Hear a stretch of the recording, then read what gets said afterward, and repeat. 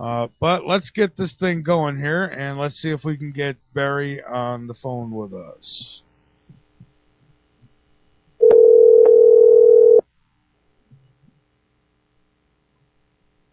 Hello? Hello, Dr. Barry Taff. How are you? Yes, fine. How you doing? Good. How are you? This is Michael Vera with Late Night in the Midlands, and it is a Sounds pleasure to good. have you.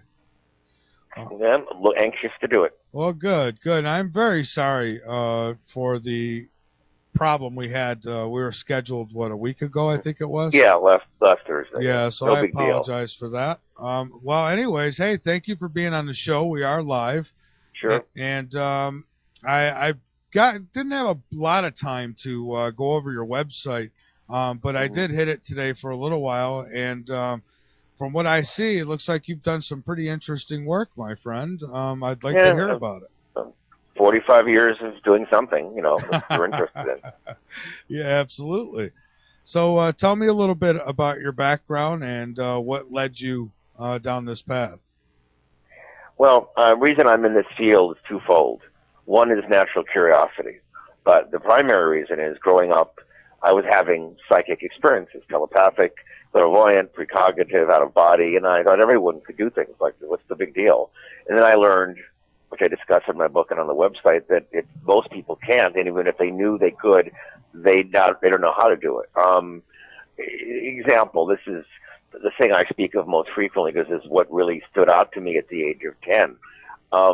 I was in grammar school in recess playing something in the courtyard, and a little blonde girl named Christine's walking towards me, and I'm looking at her, and the only way I could describe it is like what we saw in Man of Steel last summer, where his X-ray vision comes on and he does not expecting it to, and that's what happened with me. I'm looking at her, and I could clearly see that under the right side of her dress, under her dress on the right side of her body was a plastic bag and tube going into her.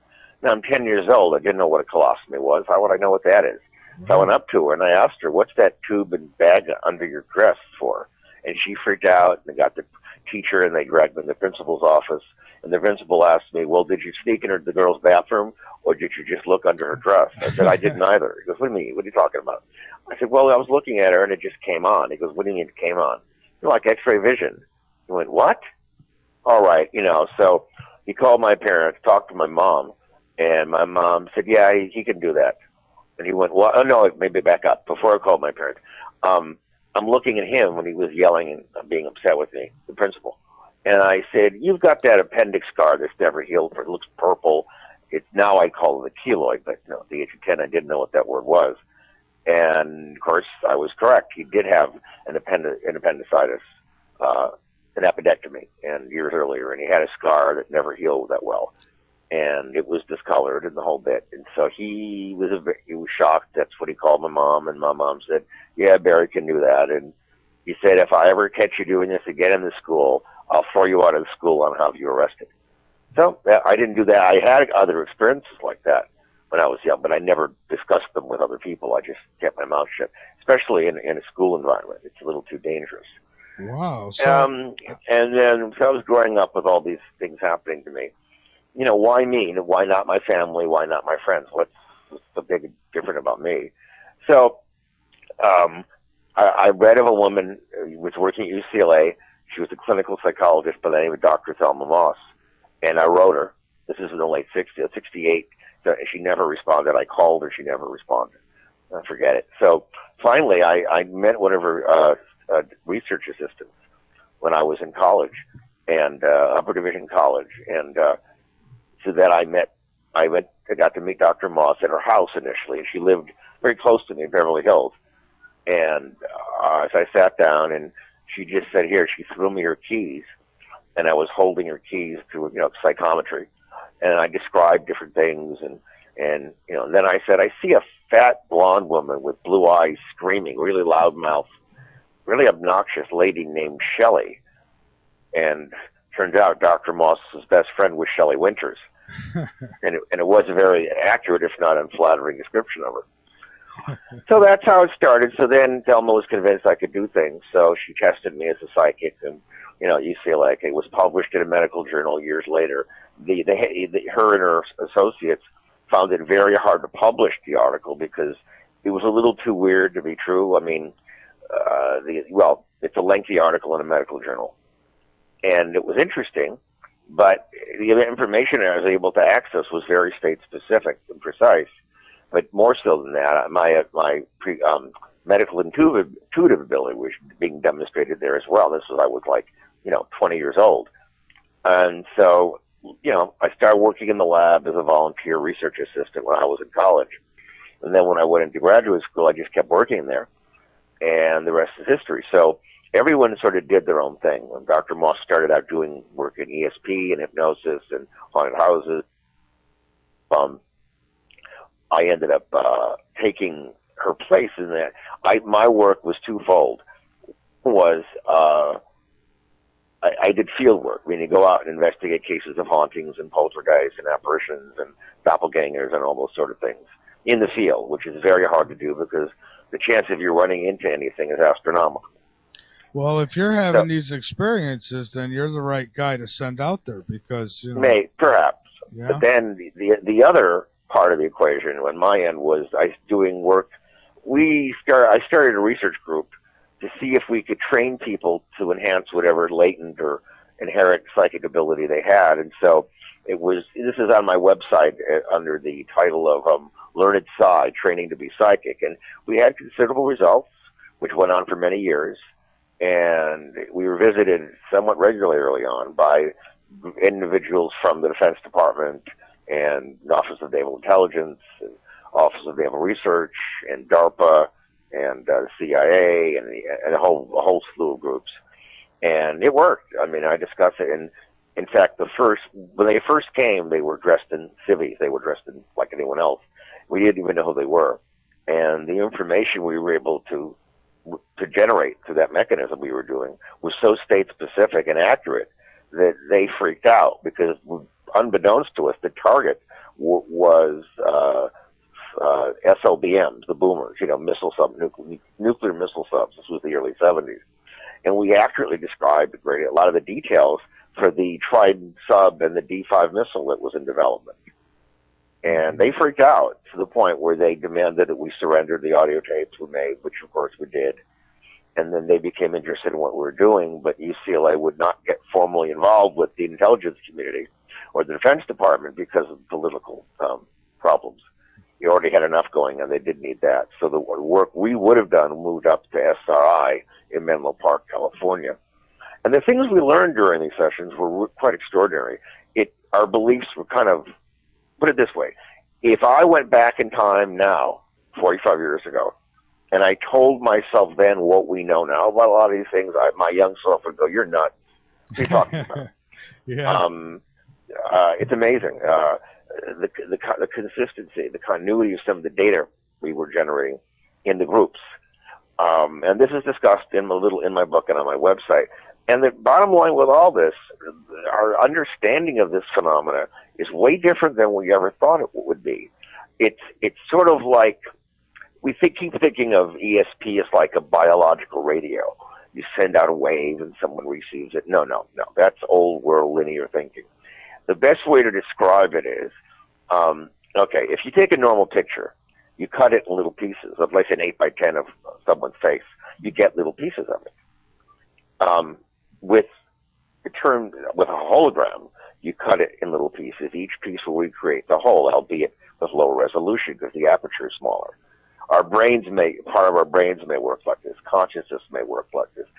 Part of space-time may work like this. And the evidence strongly suggests that if we're dealing with the paranormal, especially at an informational level, this is what may be going on. In other words, if you're in Alaska and I'm here in Los Angeles and we want to tap into where there's no wave or particle, the idea is that all information from all space and time is equally distributed throughout all space and time, like a hologram. The same way that each small piece of the whole can recreate the whole. Mm-hmm. Each little part of space-time has all the information of space-time, meaning the past information still exists. Just part of the future's information very likely already exists. And information from a distance, it's all the same. And what we call it depends on where it appears to come from when we perceive it. And If so, it comes from the past, we call that retrocognition. It comes from the future, we call it precognition. It comes from a distance independent of someone's perception, we call that clairvoyance. If it comes from someone's mind, it's telepathic. It's all information. That's all. and people are able to tap into this pool of information? Is that the idea? Some are, yeah. It's probably, well, I think it's subliminal, meaning it's not something most people are aware of. And perhaps for good reason, because things people access at an unconscious level or subconscious level usually deal with traumatic events. Sometimes disasters and accidents and trauma and things like that, or death, or something good. So it's called need relevance. You perceive things that are relevant to your needs emotionally. So what attracts you, you tend to perceive. What terrifies you, you're more likely to perceive. Anything in the middle, it's a catcher's catch can. And this is... Go ahead. Oh, I was going to say, and this is, I mean, some can control this on what information they receive, like past, present. Yeah, put it this way. The same way we can all drive a car, most of us could never be a race driver because it requires a certain stamina, reflexes, coordination, hand-eye-foot coordination, just to be able to work your hands, your feet, your eyes in a way, and then also the dealing with the fatigue. There's a small percentage of the human population that could be all-stars at this, but most people would come and go. It couldn't be controllable, but theoretically, what we were trying to teach at UCLA that went on from 1971 or late 70 through 1987 is we teach people to differentiate between what they're thinking, their own noise in their head, versus what they're accessing from some remote site, a person, a place, past, present, whatever you want to say, future. To be able to do, once you know what it feels like to get accurate information, you're more likely to be accurate. But if you don't get any feedback, there's no learning paradigm. It's the same way if you're playing a sport. The more you play it, the better you'll get at it. But you may not be a decathlon champion or be on the Olympics. But we found that some people are more susceptible to the training. The people that made the worst subjects in general were scientists because they're pretty much, they're left brain thinkers and all that, linear and all that, and they can't shut off normal cognitive processing. What this requires you to do is not think, you sense. You don't think, you perceive. And here's where the problem comes in. If this model, which I believe is correct, that means that we have no more control over a future we have over our past, which means we're living in a predestined or predetermined reality. And if that's true, then what's the point of it all? I think in the end, when we finally come to grips with what this all is, it all begins to make sense to us and the science backs it up. We're going to go like, wait a minute, we don't like this. We don't like what we're learning about this. That's a problem. To give an example. We got tired of doing the real-time ESP stuff in the groups. It was boring. Been there, done that. So let's try a precognitive session. These were, for lack of a better term, remote viewer sessions. And they're discussed on my website and a little bit in my book. So we tried, it's the last session of a Wednesday night group for UCLA. Describe the target randomly chosen for the first session of the next week, a week away. So it's a sensory deprivation room. We can't see or hear anything. And we start verbalizing our perceptions into a microphone that's recorded. And we cannot hear each other. There's anywhere from 7 to or more people in the room. And we start collectively describing a tall, blue-eyed blonde, very attractive lady, dressed in a tan pantsuit, very professional, strikingly gorgeous. We see a 3-story home in the Hollywood Hills, a baby grand piano, and we see a tall man dressed in black pants, black shirt, black gloves, black boots, black hat, black mask, black cape, and an imposing sword. And we thought, what are we losing our minds? It's all recorded. Okay. The next week, a week goes by, new people come in who had never been there before. Each of them got a sealed envelope with a piece of paper with a number on it.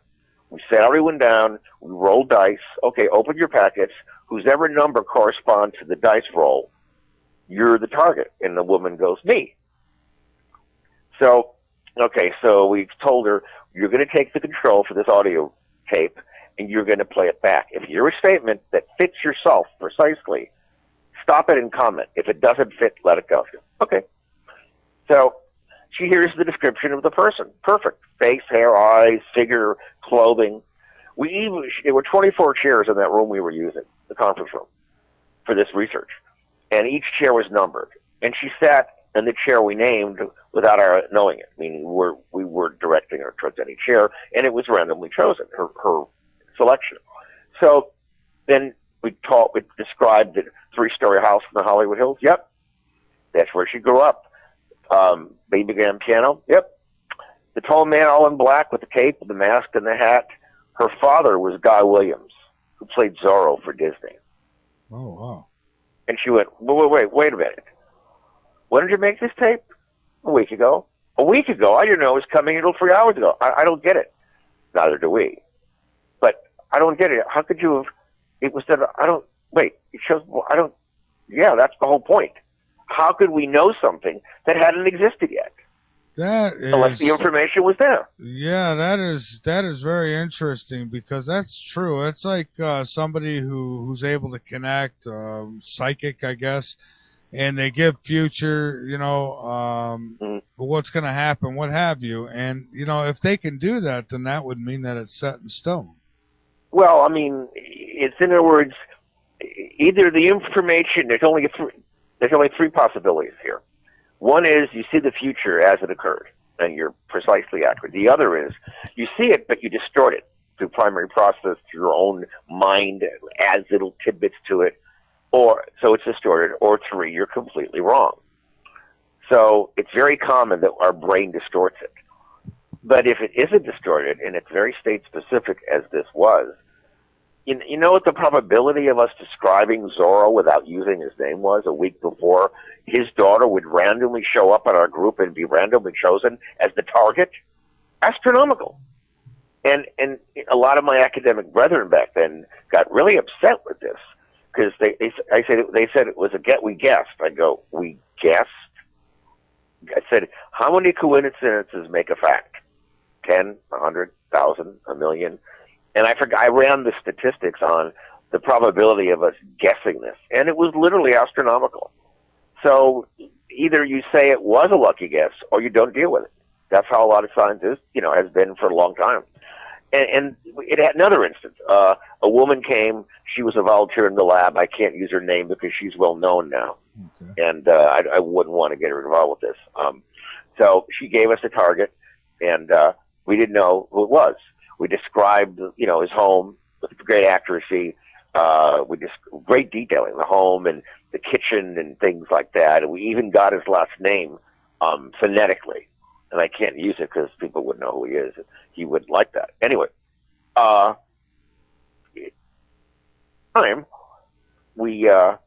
the same time, we described him being viciously beaten and mugged, horribly. And this is being recorded, and the woman, after the session, takes the recorder, and she plays back the information. So the house was accurate, the description of the person was accurate, the furnishings were accurate, the name was almost perfect, a little phonetic distortion. But she says, he's never been beaten or mugged. Okay. A few days later, she calls me at the lab, and she says, remember when I was at the group the other night? Yeah. Well, when the group was going on, unbeknownst to her friend was up in the Bay Area near San Francisco, and he was being viciously beaten and mugged when the group was going on. Wow. So she didn't know it. We didn't know it. So what's the source? It's information. And see, this begs the point. What is going on here? We had people develop really well in this, and many of them had problems coping with it emotionally.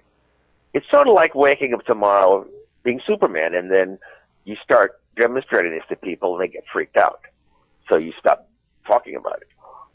It's people think it's fun. To a point it is, and then it's like you may not always get information you like. You may get information that's very upsetting to you, and that's why you access it, because it's upsetting to you. It's troubling. So that was part of the work we did. We had thousands of these sessions. We ran them at UCLA till 1978 when the lab closed. We then moved to private office complexes in Westwood, and then it pretty much ended after that. and everyone is sort of scattered to the wind. I don't even know where these people are anymore. It's been a long, long time. So that was the work I did in the lab, and it was really intriguing because we learned a lot. That And is, I was going to say that is intriguing, and that would beg the question now that if the future is pretty much set, and we're all here for a specific purpose, and no matter what, that's going to be our future. What would we call all this then? I mean, then it's I true. mean, see, this is, let's say, okay, we had a machine that could see the future. Mm-hmm. Well, no, let me back it up. There's an example. When I was in college, upper division college, I started dating a girl there named Sharon. Beautiful girl, got along real well. Everything was fine, and then I started having these dreams about her and I. And the dreams are always the same. In the dream, I see her in the passenger seat of a car. I'm in the back seat. I see someone driving. I couldn't see his face. I saw the back of his head. I couldn't see the dashboard of the car. But I saw we turned down the cul-de-sac to her house, and a car came out and hit us head on, a much larger, lighter colored car, and the girl was badly injured. And I kept having that dream, and I go, well, I'm not going to allow this to happen. So I told her about it, and I stopped seeing her, and she was really upset. She thought I was being cheap because she didn't believe me. I lived in West LA, and she lived in Northridge, and she figured I didn't want to drive all the way out there. Gas was 28 cents a gallon. They're a big deal. But anyway, so we stopped seeing each other, and she was really upset. I didn't blame her. And so she started eventually dating other men. She's out, started seeing someone regularly months later, and the guy's driving her back to her place, and exactly what I saw occurred. Head-on, horrible accident. The driver was killed. She was pretty badly injured, but she survived. And did I change the future? I doubt it. I think I just misinterpreted it. My ego put me in the driver's seat. Yeah, and so this is common. This is very normal, the way our brains work. I don't think I changed a damn thing. Did my knowledge of the future change it? Maybe, maybe not. And this begs the question again. How much control over this reality do we have? How much is illusory? And there's no way we can test this because we don't have that machine yet. Like I said, let's see you have a machine that changes it. You see the future, and you see one event that on October 1st, 2015, your friend John is going to be hit by a truck and killed. Well, I'm going to change that. You invite him over for dinner, you slip him a Mickey, you put him in the closet with a nice chair and food and water, and he wakes up, what? And you say, well, he's not going to be killed by a truck because he's in my closet. What you didn't see was that what killed him was a truck had jumped the curb, had come through your house, and killed him because you put him in the closet. I don't think we can take ourselves out of the equation. And this sets up the whole rest of my research that, we keep thinking that we're just observers. No, we're a lot more than that we're an integral part of all these things. And the reality is a lot more complicated than we ever imagined. I mean, a lot more complicated. Yeah, and I would think the question would keep going, too, because I was thinking while you were talking, I said, well, what if you had a dream and you say you knew me really well and you said, hey, Mike, I just had this dream, you pull out of your driveway and a semi hits you, so I decide to stay home all day, and it don't happen. But, I guess at some point it's destined to happen. So, well, let me give you another example. Okay. This is in the 70s now. So I was dating this girl, doesn't matter, named Darlene. So we're together, and I was dreaming. And in the dream, I'm piloting a 747. It was about a year or so after it went into service. They were relatively new, and they had a perfect track record. Now, in the dream, I don't know how, but I knew it was the TWA. And somehow I knew we were on initial approach to South Africa. Don't ask me how I knew that, because planes don't fly high enough to see continental features like that. You're not in orbit, low Earth orbit. You're flying at 35,000 feet. So in the dream, suddenly the turbofans, the drone, the turbofans disappear. The instrument panel on the aircraft goes dark. And we're dropping like a lead balloon. And we hit in my dream. I'd fly out of bed. My girl, what? I'm all sweating. I'm shaking. I just crashed a 747. What? Now, I've been an aviation buff since I was a kid. I have a pilot's license, whatever that. Big deal. And I did some research. A 747 had never gone down because they were relatively new. So I thought, well, it's just a bad dream. So a few days later, the first 747 went down. on approach to South Africa, and it was a TWA. Now, if I called the FCC back then, I mean, the FAA, they would have went, what? Yeah, right.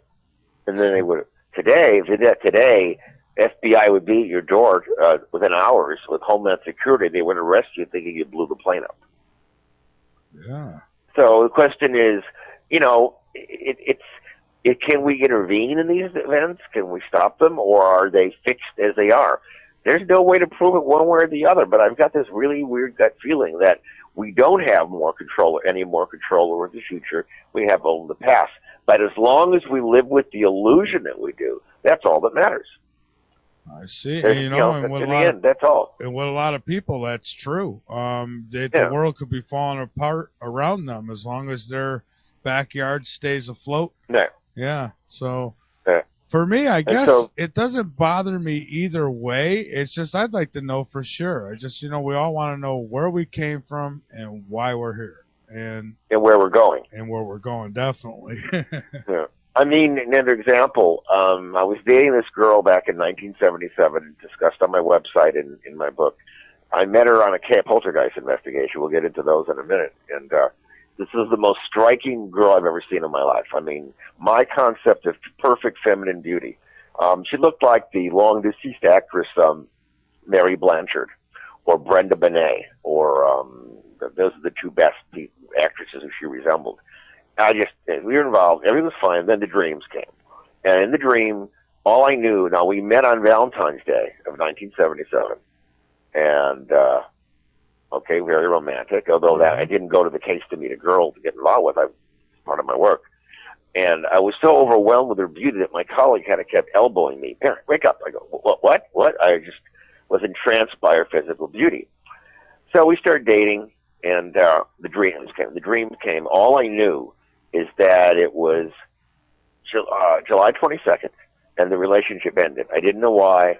I just knew when and what. But I didn't know what made it occur. I didn't tell her anything because she would misinterpret it and get upset. I did not want the relationship to end. This was the only girl I could have married that I've known in my life. Mm-hmm. So, I met her at a poltergeist case, and there were some weird things happening around us. We were together in terms of some poltergeist activity, but that's why I met her. So, the morning of we wake up, she had a condo in the Hollywood Hills. She was an aspiring actress and a facial model. And we woke up. She's under the covers and she won't come out. She's crying. And she's saying, why didn't I help her? I go, help you with what? Last night, I go, what are you talking about? And it was Judy. What do you mean? Well, the room lit up. I go, what room? What room? She said, the room lit up. She was picked up out of the bed by Nuna's what? And she suddenly found herself in a round metal room. She was restrained on a metal pedestal-like table at her neck, her ankles, her abdomen, and her wrists very tightly. And there was little guys around her, all gray, kind of scaly-skinned, big black eyes, no nose, no outer ears, no lips. They were talking, but their mouth wasn't moving, and they were cutting and probing, doing terrible things to her. And she never used the word alien. She just said little men. And I said to her, she's still under the covers, I said, do you know anything about UFO abductions? I remember this is 77. It's a long time ago. She goes, what? What are you, UFO? What are you talking about? She had an interest in the paranormal, but UFOs had no interest in her. She don't bother me. It's all crap. So you said, you know anything about it? No. So I finally coaxed her out from under the covers. She's bleeding from her eyes. She's bleeding from her nose. She's bleeding from her ear. She's bleeding from her uterus, and she wasn't menstruating, and bleeding from her rectum. She has cuts on her back, little cuts. Her hair had been cut, little melon ball or scooped skin on her back. Her hair had been cut, and around her ankles, her wrists, her abdomen, and her neck were bruised like bands of constriction, bruises, like she was held tightly in a vice for a long time. That bruised her, and she had a complete breakdown. Now, what makes me think this is more than hysteria on her part was that, unbeknownst to us at the time, neighbors in the area, this is the Hollywood Hills right near Hollywood Bowl, had witnessed something odd hovering over that part of the Hollywood Hills. A large, glowing, orange-red mass. And at that time, the power had gone off in the area. How convenient. Yeah. Does this prove she was abducted by aliens? No. Does it disprove it? No. So whatever this was, had this not occurred, we would have been married probably within a year. But it did occur, and we're not. And she became a complete basket case, had a complete emotional breakdown, became a religious zealot, but of a very unusual type. And so if this thing had not occurred, my whole life would have taken a different direction. So then these weren't poltergeists. These were... No. They're not. This is a case, as we'll see as we progress through the show. We've had cases that begin as paranormal occurrences and evolve into a UFO, a CE3 or 4, or they begin as an abduction and then have paranormal fallout. This was one that began as a poltergeist case and evolved into an abduction. Now the question is, why did they take her and not me? Well, I guess we'll never know that, but if I were them, I would have taken her rather than me. She's a lot better looking, a lot more interesting, and, who knows? Yeah. All I know is it changed my life. In fact, on my website, I have a blog. Verytough.net is my website. The blog is entitled "Life-Changing Paranormal Event," and this is it. And I'll never know what happened. You can't prove it. You can't disprove it. But she had a complete breakdown, and now this now goes into the second part of the work I did. Since 1968, I've investigated in excess of 4,000 cases of poltergeists and hauntings, ghosts and apparitions and doppelgangers. Most of the time, you interview the people, you take notes, take measurements of the people in the environment, you go home, and that's it. Once in a while, if you're really lucky, you're in the right place at the right time, you might encounter phenomena that's really extraordinary. Now, this is assuming that you rule out all the crap first, that it isn't a hoax or trick, that people aren't mentally ill, they're not drinking, they're not on drugs. And let me preface this by saying I've learned things that I never would have suspected, and they are as follows. There seems to be 3 variables that are responsible in order for these psychokinetic poltergeist type of events to occur on a recurring basis. One is location, like realty. One of the variables is the environment is usually geomagnetically anomalous or electromagnetically anomalous, and that irritates the nervous systems of very unique individuals. These individuals are people who are wired a little different than most of us. They tend to be either seizure-prone or epileptic. Sometimes it can be as subtle as where they're just, I ask them these questions when I interview them, they go, no, and then I say, do you have any sleep problems? Yes. And they talk about it, and they describe the medication they're taking. And it turns out the medication is anticonvulsant, and they go, well, yeah, I have these spasms in my arms and legs. They go, that's what I was talking about. Then they go, that's odd.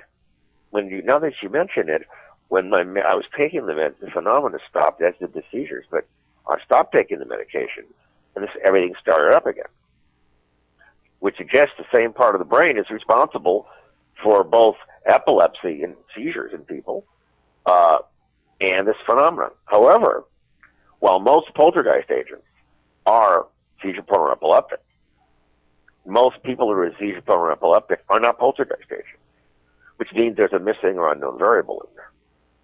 And it's so consistent that if we don't discover it, it's only because the people are not disclosing the truth. They're withholding information because they don't want to be judged or looked at as being medically ill. Right. But it's amazing. And the third variable appears to be the individual's inability to cope with stress. So if you have all the variables, location, the neurophysiology of the people and the location, and their inability to cope with stress, if they're all in the right relationship to each other, oh, look, we got phenomena going on. What I'm saying here is that these phenomena are real, they are paranormal, but they're not the result of dead people floating around. That was the notion of our ancestors. Why, I believe in ghosts and all that, but the word poltergeist is a German word meaning noisy spirit. Right. Well, now it's believed that this phenomena is the product of what's called recurrent spontaneous psychokinesis, mind over matter. It is not controllable or volitional. It's, again, recurrent spontaneous. And I've seen incredible things happen. People picked up and thrown around like rag dolls, furniture picked up and thrown around, apparitions, balls And of light coming out of nowhere. and they do this to themselves. Some people. I It's mean, an extension of them, meaning wow. it's like let's start with the entity case. Okay, 1974. Doris Bither. This is at chapter 2 of my book. Chapter 2 is called the Real Life Entity Case. My colleague at the time, Carrie Gaynor, met Doris Bither in Hunter's Books in Westwood, 1974. He took her name and number. We went out to meet her. Days later, it was very hot, humid weather. It was until August 22nd, 1974. We sit down. The very first thing she tells us is she'd been repeatedly raped by ghosts. And we thought, yeah, right. Yeah, sure. Yeah, been raped by ghosts. So we told her, look, we know some psychiatrists at the facility we work at that might be able to help you, and that was the end of it. But she had our numbers. A week later, she called some neighbors and friends that witnessed things. Okay, this changed the picture. Multiple witnesses, independent corroboration. Went back, still hot. The house was like a furnace, except the bedroom that was always cold for no apparent reason. There was no, air conditioning in the house. There was hardly any insulation. And we were talking to her in the kitchen. Lower cupboard door opens and a skillet comes flying out about a few feet away, drops to the floor as it arcs out. So the case evolved over time to where we began observing these strange balls of light. Not orbs, not the crap people talk about. 99.99999% of orbs have nothing to do with the paranormal. Most of them are artifacts. You want to see what orbs are in reality, go into a dark room, get a bright LED light source, turn it on, and you'll see all these little dust particles floating. They're everywhere except in clean rooms where they make satellites. Yeah, I agree with that. I get a lot of people send me orb pictures, and they're interesting, I guess, but it doesn't prove anything to me. Right, but also if it was that ubiquitous, we'd already know what the stuff is. Right. But these balls of light, I call them corpuscular masses. They were about the size of one or two male fists. They were pretty large. They were always lime green in color. And at one point, they coalesced in her bedroom, and an apparition formed from about the waist up. You could see the upper torso, the pectorals, the head, the brow ridge, the jaw, the upper arms, the triceps, the biceps, the whole bit. And then it stopped at the waist, and it was articulating the image. It wasn't a static thing. It was moving as if it was looking at us. You couldn't see the eyes in particular, but it was a very, very large male figure. And then like a pop, like a light going off. Now, at the time, we were over the course of the months we were there, we fired off a lot of pictures and we saw things. Most of what we saw could not be photographed. What we did photograph, we never saw. And in my book and on my website, you'll see these pictures. The most famous one is Doris Bither on a bed, and there's an arc of light framing her. And what's really important about this image is that the walls behind Doris meet in a 90-degree angle. And had this light been a projected source against the wall, the light would have been bent in accordance with the wall, and yet it was not, which means the light was in free space. So we probably were shooting too slow in order to get a ball of light, and we ended up getting a track because it was the track it was taking in the air. It's like if you shoot pictures of stars at night on a time exposure and you don't have a moving platform, you get a streak. This could be the same thing.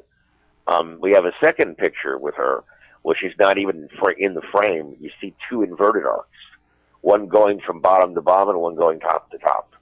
And we gave these to the West Coast editor of Popular Photography back after we recorded them. And he looked the negatives and he goes, I have no idea what this is. I've never seen anything like this. There's nothing in a single lens reflex camera that would cause this. And this is before there was video and cell phones and anything like that. So the question is, what did we see and why couldn't we record it? And why what we did record, we couldn't see? Now, there are other things happening. We got these balls of light, one of which is in my book and on the website. And you can see it's going from right to left with a tail on it, like a comet. But you couldn't tell where it was coming from, going to. There was no orientation, no reference. So we covered our walls and ceiling with black poster boards with duct tape, forming a grid pattern. And each grid had a number and a magnetic orientation, so we'd have a reference. Well, one night we're there. We go home and get a call from Doris. She's screaming. Something had torn all the boards down. We went, what? So I go back to her place in Culver City about 1 in the morning. And, yeah, they were torn down all right. So was the plaster and the paint beneath them. And her bedroom looked like it had been attacked because the walls had damaged. So she was a small woman, probably just a little bigger than I am, not very large. And she could have done it with a ladder, but by the way she was acting, I don't think she did. I just don't think so. So we reposted new boards and new duct tape. And at one point later on, this is in my book and on my website, we hear this sound and the duct tape's being pulled off in front of our eyes. And a board, one of the black poster boards, is flung across the room and hits Doris in the head. In a room with 25 people in it, a little bedroom. Jeez. So, okay, and then it did it again. But it missed her, it landed on the floor. Now, she finally moved from Culver City to Carson, about 15 miles away. And we found her again, and phenomena had started around her once again. Her neighbor, knowing nothing of who she was, because we never brought her to the media, would have been a terrible witness, then or now. They knew nothing about her, and she didn't talk about it, afraid people would think she was insane. And neighbors began experiencing poltergeist activity. They'd come home, their garbage was dumped out, things would be piled up on the floor. It's like some lunatic was in the house. And while we were in a new place, some things occurred. An object flew and missed all of us. We heard some weird sounds we couldn't explain. Recorded some weird sounds we couldn't explain. And then she, pretty much, I think she moved to Riverside or Orange County, San Bernardino or Riverside. We lost track of her for a while. And then last time I had any contact with her was when the film came out in 1983, and as she claimed that it had all ended by then. However, a friend of mine by the name of Javier Ortega, the website ghosttheory.com, he's interviewed one of Doris's sons, a man by the name of Brian Harris, her middle child. She had 4 children, 3 boys and a girl. And it was an interesting interview, except Brian must have contradicted himself a dozen times during the interview, which means that either he didn't remember the events or he's being, he's, I don't know, whatever. His memory is impaired in some fashion. But it's only been 40 years. Actually, this year it'll be 40 years since the case happened. Now, I should make it clear that Doris Blyther passed away in 1999 of cardiopulmonary arrest. That's what they called it. Why her heart and lungs stopped, we don't know. No one knows. That's just what they call it. Now, her kids complained about the fact that things were still happening after she claimed that it stopped. So we can't prove or disprove that. We also know through Javier Ortega's efforts that before we met her, she moved into the Braddock Drive location in Culver City. Right after she moved in, an elderly Hispanic woman comes up to the door, and she says to Doris, "You must leave. This is an evil, bad place." And Doris is going, "What? Don't bother me. Get away." And then a few weeks later is when things started to happen to her. So what was unique about that location? We don't know. Now, here's what's important about this case and many others. Look at Doris. Doris is a very troubled lady emotionally. Had some problems, psychosexual problems. She had 3 male children, 1 older, bigger one, and 2 smaller, younger ones. She claimed there were 3 male entities that attacked her, 2 smaller ones, and 1 that would hold her down, and 1 bigger one that raped her. You don't need to be a psychoanalyst to sort of understand what might be going on there, a projection of her libidinous fantasies. Can we prove that? No. But again, it moved with her as she moved, and this is the norm. Most of these things are related to the individual, although sometimes they can be linked to locations, sometimes both. But, until we have more data, we won't know. But, we don't know why it stopped suddenly. But it did. A lot of it's in my book and on my website, and right now, I'm putting out some graphic novels on this case, probably next year. So it'll be available. Okay. People can actually see. Now, I have to remember, the book was written by Frank D. Felitta. The book was a novel, which means it was primarily fictionalized. And it was well written. Frank did a great job. I'm not saying that because he just did a good job. I'm saying just because we're friends. He wrote a great novel. And then the movie was based on the book, but they were supposed to hire Frank to direct it. And they hired Sidney J. Furie at the last. They replaced him. And Sidney J. Furie thought we were all crazy, and he rewrote a lot of the script, and it took a lot of the substance out of the film, at least in my opinion. Right, and you know, and I understand that a lot of this stuff can be explained, either you know, psyche problems or what have you. But then there's a portion of it that can't be explained that way. I've seen now, obviously, videos can be forged. I know this, but I've seen videos where people set up cameras in the middle of the night because they want to find out what's going on, and you see their getting dragged out of bed or something. I mean, that's kind of spooky. And I dealt with an apartment once that had activity, and I wasn't the only one that experienced it. A few of my kids did too. So I'm one who really understands there is something else. Now that doesn't mean that everybody who cries ghost is really dealing with a ghost, but what do we know about that? I mean, is it another dimension? Here's the problem. Here's the problem with all this, Michael. It's like the three blind men touching an elephant. One blind man holds the elephant's leg and, oh, it's a tree. Wrong. Right. The other blind man holding the elephant's trunk and thinks it's a hose. Wrong. The third holds the elephant's tail and thinks it's a rope. Wrong. They're all wrong because they can't see the elephant. We're investigating the effect of an unknown cause. Right. If you can't replicate these things in a lab because you don't know enough about the variables that create them, then you're left with collecting data over a very long period of time and trying to see if there are longitudinal patterns that appear in the data. And there are, and that's what I've discussed. It's the faces and places may change, but the events do not. It's the same thing over and over and over and over again. And just when we think it might be something else, then the other part of the data displays itself, and you're like, what? Let's take another case from my book, Chapter 3, the San Pedro case, which is the chapter of the book is called A Hazardous Haunting. The reason it's called hazardous is two reasons. The phenomena attacked one of our associates a couple times, and also the woman the case is about, Jackie Hernandez, her maiden name was Hazard. How appropriate.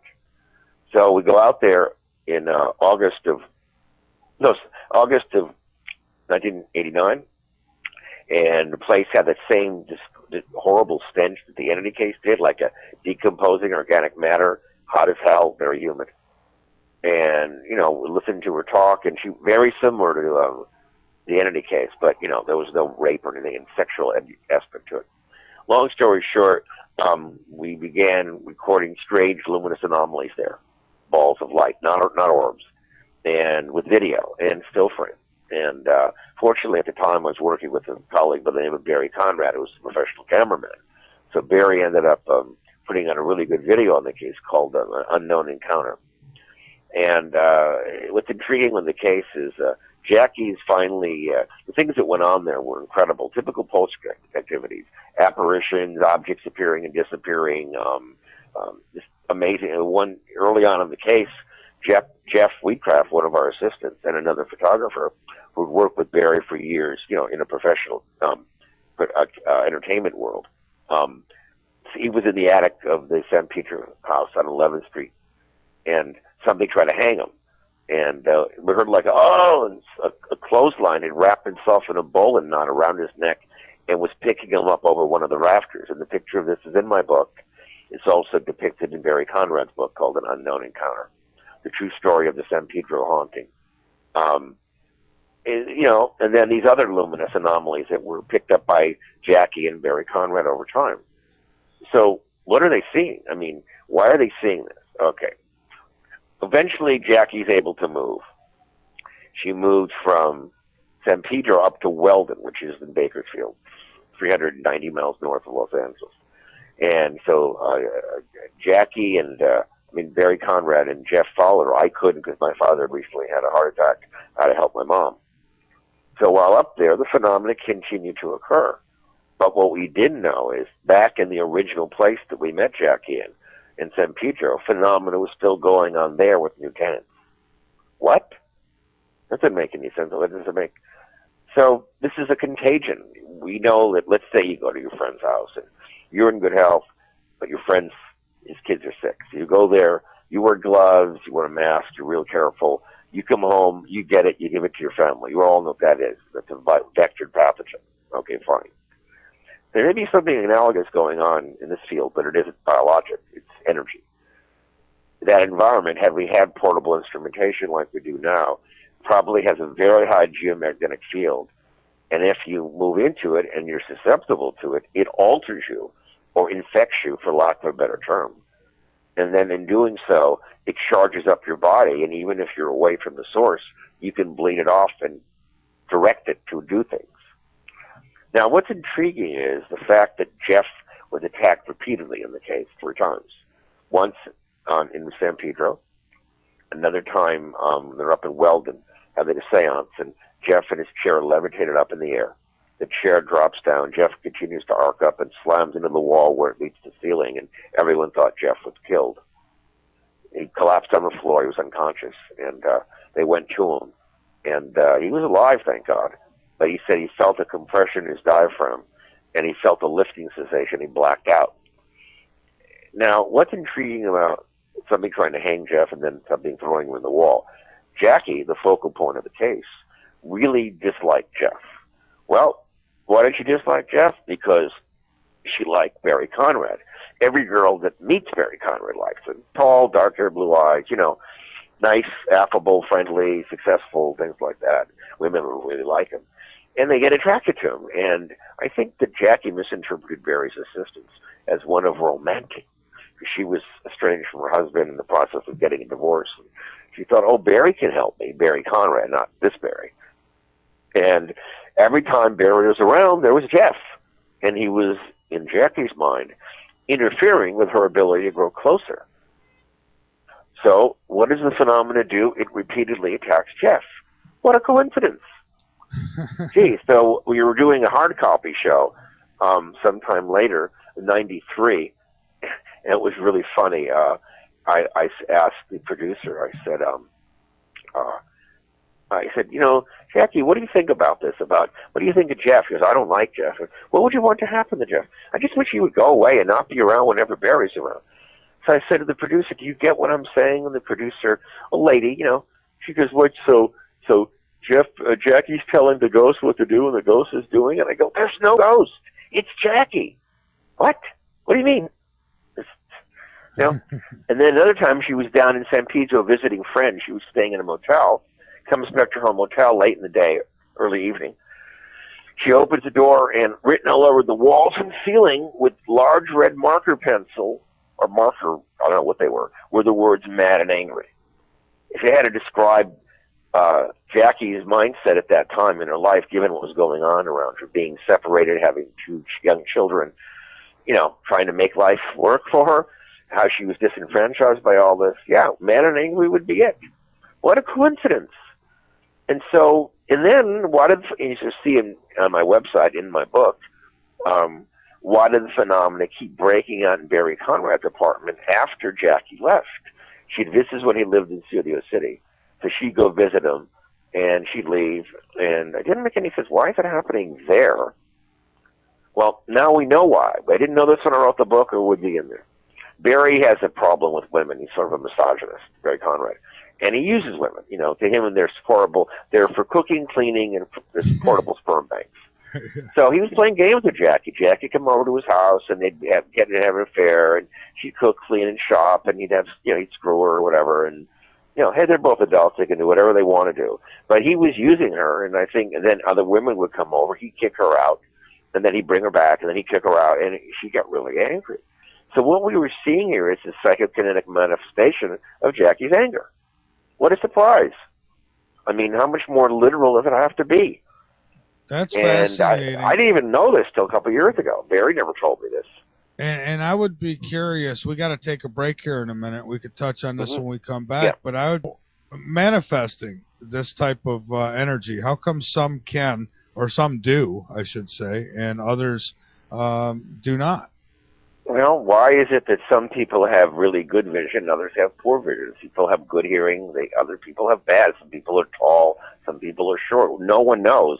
I would suspect that it's based on the way we're built, literally built, in ways we do not yet understand, in the sense that there's energy and information here, which is everything we're talking about. And if you're sensitive to it, you can access it. If you're not, you can't. Could it be that there's certain things in our lifetimes that maybe open up that perception of the brain or something? I mean, something that triggers it, and we're just designed. I mean, people could be born that way. They could have experiences when they're young, and they could be getting feedback loops, meaning they begin to listen and watch to see when their perceptions are real versus not. And if they pay enough attention, they may learn, gee, if I feel like this, it's correct. If I don't feel like this, it's incorrect. Or it could be that we're dealing with the bottom of all this is there very likely is a form of energy out there that we don't yet understand. In the world we live in, there's only four basic types of energy. There's electromagnetic, which is what most of the things are. Then there's nuclear. There's strong, weak nuclear. And then there's also gravitation. And that's it. There may be something called electroweak, but that's just another combination of two other things. And when you deal with these phenomena, there's whatever energy we're dealing with doesn't produce heat when it does work. Well, that violates everything we know about thermodynamics, which is physics. When you see a 200-pound man like Jeff Wheatcraft picked up and thrown around the room, not only does the room not get hot, it gets cold. We're being shown something. Something's being demonstrated to us, and we're not paying, for the most part, we're not paying attention to it. Nothing else we know in the universe that does work produces cold or doesn't produce heat. It's endothermic. Everything else is exothermic. We move our bodies, every electronic device, everything, when you use it, produces heat, except this. The same thing, it could be an energy which people call the zero-point power field. And I think this might be it, meaning it's energy that can do things, and it stems from a point of absolute zero, instead of being at a far above that level. There are no machines that can detect this yet, as far as we know. We don't even know, if you don't know what something is, how can you detect it? And this is my gripe when these stupid paranormal fraudulent reality shows talk about setting up instruments that are picking up a ghost. Well, if you don't know what a ghost is, how can you measure something if you don't know what it is? There's no evidence these phenomena create electromagnetic fields or gravitational fields or nuclear. Well, I don't put too much into the TV shows because they need ratings, and it's always right. They're entertainment. That's all they are. Yeah, they're mindless, and I come up with an acronym. It's called EFIM. You pronounce it EFIM. It's entertainment for the ignorant masses, and that's what it is. Their shows are out there. They're very cheap to produce compared to scripted series or dramatic series. And if the phenomena was anywhere near as reliable and consistent as these shows depict, there wouldn't be a field of parapsychology. We already know what it is. I can tell you this thing. If you're a producer and you're doing a paranormal reality show, you've got a little logistics problems on your hands, because something has to happen during each episode. You can't have talking heads for 41 minutes out of an hour, or your ratings will be as remote as your chance of catching a ghost is. So you do one of several things. Most likely you fake stuff. You just fake it. The other is you put a bunch of crazy people on who are more interesting than if ghosts were showing up on your video. And three is you embellish, exaggerate, distort whatever might really be occurring. It's entertainment. That's it. Nothing else. And I was the creator of one of the early shows approached me before it was on. I didn't know the man. I met him with his office in West Los Angeles, and he told me what he wanted to do. I said, yeah, but you could spend 100 years doing this and never run across anything when you're shooting. Yeah, we know that. That's what we're going to fake it. And then when something does happen, we'll make it look like a hoax. I go, oh, thank you, and I walked away. Jeez. And the only paranormal reality show I've appeared on is Ghost Adventures, and I was on it at the beginning of the 9th season this year in February. The only reason I went on the show is because the people doing the show, they did not ask me to lie about my work, about myself, or about the case that was involved. And it's fine. As long as you don't ask me to lie, I have no problem. I will not go on and promote a lie. And, The show was okay. It could have been better. Could have been a hell of a lot worse. And they paid me for my time, and they did not make it look like, I was supporting something that wasn't real. The thing with all of this, we're going to have to change the way we think about reality. The thing of life and death and energy and information, I think in the end we're going to be shocked by what we learn. That life may not begin when we're born, it may not end when we die, that, energy and information cannot be created or destroyed. So, if there's reincarnation, might not there be pre-incarnation? Meaning, if you lived before 1 or 2 centuries ago, doing whatever, where in the world, why aren't you also living again in the future? It would have to be balanced, right? And right. So who cares about the past? We've been there. How about the future? We're knowing where we're going to be. Who cares where we've been? We know that. And that's the big question. And to this, for example, let's delve into another part of my book. A section of my book deals with UFOs and aliens and EBEs and abductions. And what's important people understand is this. Ufology has been around modern America since 47, actually before, but that's when it really began with Roswell. In the long history of ufology, thousands of sightings, radar contacts, ground radar, air radar, ground visual, air visual, government stuff. And in 1952, 2 weekends in a row in July, a squadron of UFOs buzzed the Capitol, buzzed Washington, D.C. We sent up jets, they disappeared. The jets came back, they went up again.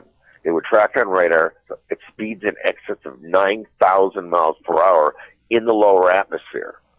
Now, anything that moves with that speed, that's hypersonic, that's not supersonic. Anything that moves faster than Mach 1 produces a shock wave, a sonic boom. And to my knowledge, there's never been an incident in the history of ufology where a UFO produced a sonic boom, which means it's not moving through the air aerodynamically. Well, then how is it moving through the air? We don't know. We're dealing with technology that's so advanced to us, it's indistinguishable from magic. And there's good evidence now that a very small faction of our country, our government, a splitter faction, has already reverse engineered some of this technology and has been using it covertly. We don't have the Starship Enterprise flying around yet. We may never have that, but the evidence suggests, based on commentary by the now deceased Ben Rich, he was the head of Lockheed Martin Skunk Works. His famous lines at UCLA Alumni Engineering in 1993 was, "We have things flying at Groom Lake that would make Gene Roddenberry drool." And he says, we know how to take E.T. home." What? I was there. I went up to him afterwards. Pardon? Yeah, I went up to him after the talk, and I said, "Let me ask you, sir, the technology you're speaking of, did we develop it or did we acquire it? Because what do you think?" He says, "I think the latter." He said, "You might be right." Yeah. He said, "Will we ever see this developed to apply commercially?" "Yeah, how old are you?" "I was in my 40s." And he goes, "No, you're not going to see it happen." Why? Because it changes everything forever. Yeah, it's not just a better way to fly. It displaces all forms of energy. No more hydrocarbon, no more coal, no more nuclear, no more combustion, internal combustion. All that's gone. All of it. And all bingo. Of it, no oil. And I think I agree with you 100%. I really believe that this whole UFO thing and the technology behind it is hidden from us because we'd be able to power our homes, our vehicles, and do so many incredible things that they couldn't register and charge us for. Well, actually, that's correct, but it's also not. Here's the thing. Let's say tomorrow, Michael, someone developed a way to build zero-point reactors. So every building would have one, every car would have one. So instead of an internal combustion engine, which burns, petrochemicals that you use in a car or a truck or a boat or plane or whatever, you have a little black box that draws on this zero-point power field, and it powers whatever you're moving in. Well, guess what? Someone has to build those. You got to pay them. Someone's got to distribute them. Got to pay them. They got to sell them. Got to pay them. Got to deliver them. You got to pay them. They have to service them. You got to pay them. So it's still going to cost money. It's just that there's trillions of dollars wrapped up in contemporary power, and those people wouldn't want that to go away unless we had no choice. Right. But it's even worse than that. what if we discovered that we have an inconceivable past and unimaginable future? What I mean by that is, what if it's known, my book discusses this, as does some of my website, that our past is a little less lofty than we suspect. What if we come to the understanding that we may not have been, the humans may not be indigenous to Earth, that there were hominids here, crude proto-humans. There was intervention, and the results are humans. And the experiment's still ongoing. And here's the problem. The bottom line is this. All Western civilizations, let's take the United States for one, just Western civilization, is based on the concept of domestic tranquility. Come April 15th, we send that damn check to the government. If we lose faith in them, we don't look upon them as God, and they can't protect us anymore, no one's going to write them checks because they won't care. That's the big reason to make sure you don't disclose such things. If we already have crazy people all over the world running into war, screaming in the name of their God because they don't like what we're doing, you don't give them more ammunition to do that. You don't give them more fuel. You'll be giving them more fuel to do it. Be very dangerous. And I'll tell you, I think that who's ever withholding this is doing it for the right reasons. Because, well, there might be people like us and the listeners tonight who would find this really intriguing. There are much more people who would not, and they'd be really upset by knowing that the idea of intelligent design is correct, except God may have had nothing to do with it in our case. And I don't think people would sit too well with it. I think they'd be really upset. It would really bother them. And I'll tell you, I know people right off the hand, I think we all do, who would just not accept that, no matter, even if it was put in front of their face and they couldn't deny it, they'd deny it. They'd find it, nope, that's not it, you know. Well, also, be insulting. A lot of people have much more religiously oriented than Westerns are, or let's say people in the U.S. are, and the Western world makes a proclamation, A, B, C, D, and they go, oh, no, you don't. How dare you put down our God and tell us this? We're going to kill you for that. We don't like. So if we can't get along between black and white, red, yellow, and brown, why throw gray in the mix? I mean, what's the point? It wouldn't be good. And I talk about in the book it's called Anatomy of an EBE, an extraterrestrial, about it. The work of the late late Leonard Stringfield on crash retrievals and other works that followed it. Mm-hmm. And again, there have been numerous crashes around the world, and we covered vehicles and bodies. It is the most carefully guarded secret on Earth. And what's really strange is there's evidence that's been surfacing from some very good sources in the last several years, which strongly suggests that John Fitzgerald Kennedy may not have been killed for the reasons we initially suspected. And if this is true, it's the ultimate disinformation ploy. Because right now, with the great movie, JFK from Oliver Stone, and all the other documentaries that have been made, I mean, it's clear there was a conspiracy. But what if we discovered that we were led to the wrong conspiracy? Make it look like it's this. It's the mafia, it's the CIA, it's the FBI, it's Cubans, whatever.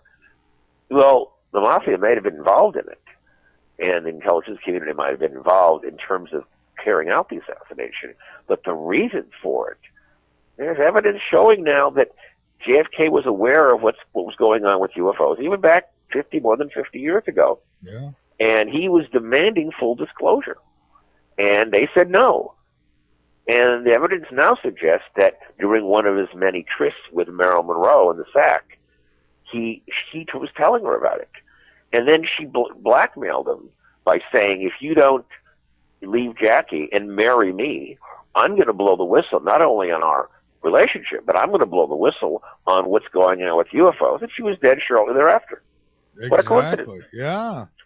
And then JFK was going to reveal it, so they got rid of him. I mean, talk about the ultimate disinformation ploy. See, this wouldn't surprise me at all if you understand how disinformation works. These people know what they're doing to a point, and it's done its job. It's so far removed from everybody that believe in the MJ-12 group, supposedly formed during the Truman administration. a group of intellectuals, of government intelligence groups, military, energy professionals to control, manipulate, and guide what was going on with UFOs, aliens, and the human race. There's good material on this. I believe that something like that did exist. I think there's too much evidence in favor of it. May not be the exact thing. One of the members was a man by the name of James E. Forrestal, the Secretary of War, the first Secretary of Defense. And he was part of the group. And theory goes, evidence suggests, that he wanted there to be disclosure. Supposedly, he had actually been at one of the autopsies or saw one of the aliens alive and touched it and had this weird reaction to it. And I think even something like that was actually depicted in the movie Roswell. And he was demanding disclosure. He was going to break away from the Magic 12 or Majestic 12, and suddenly he lunges out of his 12th-story window, Bethesda Naval Medical Center, and plummets to his death. So this could be the best-kept secret on Earth ever. Well, I think it is. And they will never. They will do anything. If they're willing to kill the chief of the head of a country, the powerful country in the world. What won't they do? I was just going to say, if they'll kill an American president, they'll stoop to anything. Now, this is interesting. I got a long time ago. I met this girl, lived next to my cousins in Beverly Hills, and she was adopted. She never knew her parents. Blue-eyed blonde, not my type at all. Cute, but just no big thing for me. My cousin's trying to set me up with her. No. She's too mousy for me, just too weird. So even for me, she's too weird. And so I bumped into her years later on a poltergeist case. And, and then she got married, divorced, no kids.